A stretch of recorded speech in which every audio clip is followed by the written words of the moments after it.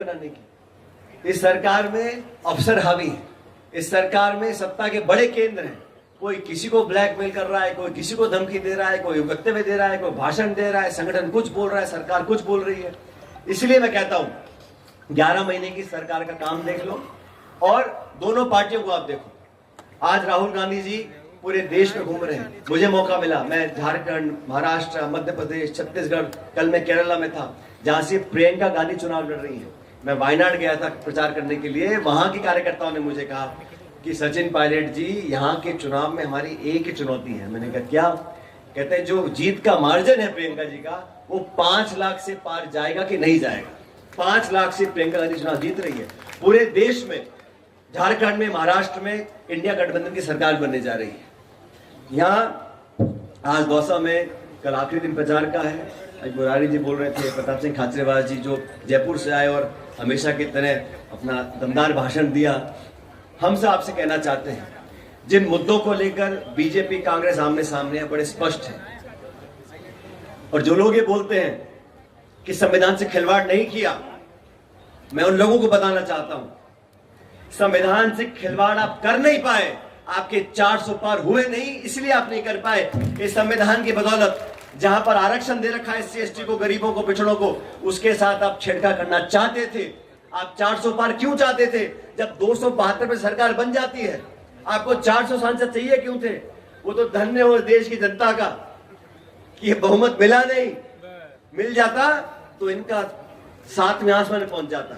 और मना जो करते, मुख्यमंत्री को जेल में डाल रहे हैं, इनकम टैक्स, ED, CBI, मर्जी किसी पर छोड़ रहे हो, बदनाम लोगों को कर रहे हो, चरित्र हनन लोगों का कर रहे हो। बड़ी मछली पकड़ेंगे। 11 महीने हो गए, कौन सा मगरमच्छ पकड़ लिया? पेपर लीक के बारे में बोलते थे, 11 महीने हो गए। अरे हम बोलते थे सरकार किसी की भी हो, मजबूती से बात रखना चाहिए। नौजवानों का अगर भविष्य खराब होगा तो खुल के बोलना चाहिए। मैं बोलता था, बाकी लोग बोलते थे।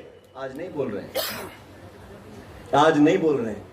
अब तो सत्ता का समर्थन चाहिए, ट्रांसफर पोस्टिंग चाहिए, पुलिस प्रशासन चाहिए, सरकार का दबाव चाहिए चुनाव जीतने के लिए। लेकिन ये चुनाव निष्पक्ष होना चाहिए। आप मन से सोच के देखो, कौन से दल, कौन से लोग, कौन से नेता, कौन सी पार्टी, कौन सा विचारधारा हमारे भविष्य से बनी हुई है। सभी को साथ लेकर चलना पड़ेगा। और चुनाव, जैसे मैंने पहले कहा, ये तो समाज का चुनाव नहीं है। 2 पार्टियां चुनाव लड़ रही हैं भाई, 2 पार्टियां चुनाव लड़ रही हैं और आपको चुनना पड़ेगा। और मैं आपसे आज वोट मांगने के लिए आया हूं, कांग्रेस पार्टी के लिए। जहां जहां हम जाते हैं, मैं दिल्ली नियारा में गया, वहां हमारे कांग्रेस कैंडिडेट KC मीणा जी हैं। मैं ताल ठोक के उनके लिए वोट मांग के आया हूं, क्योंकि मेरी पार्टी के वो उम्मीदवार हैं। मैं कहता हूं जो भाजपा के नेता हैं, जाके वोट मांगने से अपने उम्मीदवारों के लिए। दिल्ली नियारा कोई नहीं आ रहा वोट मांगने भाजपा के लिए। तो ये चुनाव विचारधारा का चुनाव होना चाहिए। ये चुनाव वैचारिक है। ये चुनाव आने वाले 4 साल तक कौन आपके लिए काम कर सकेगा, इस बात का चुनाव। देखता रहता हूं, बड़े बड़े मंत्री यहां पर आ रहे हैं, सारी बातें बोल रहे हैं, हम बिजली दे देंगे, सड़क दे देंगे, पानी दे देंगे, ये कर देंगे। अरे आपको पिछले 11 महीने से किसने रोका हुआ था? ये दौसा तो रास्ते में पड़ता है ना।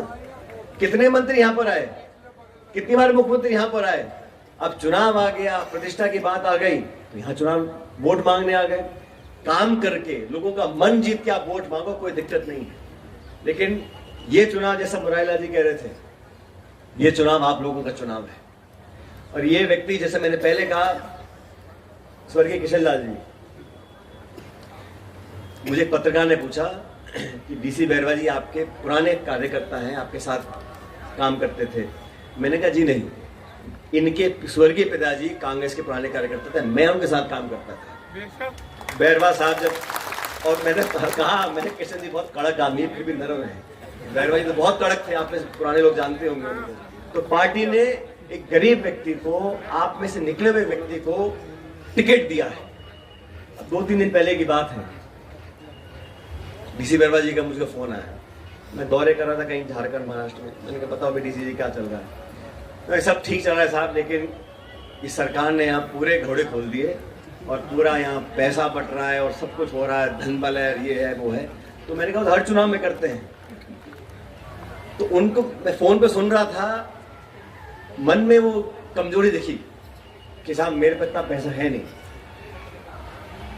मैंने कहा डीसी जी को, मैंने कहा अगर पैसे और दम के हिसाब पे सब चुनाव जीत जाएंगे तो इस देश में लोकतंत्र खत्म हो जाएगा। लोकतंत्र तब जिंदा है जब आदमी की भावना पे चुनाव जीता जाए। मैंने कहा चिंता मत करो, आपका 1 रुपया उनके 1000 रुपए के बराबर है।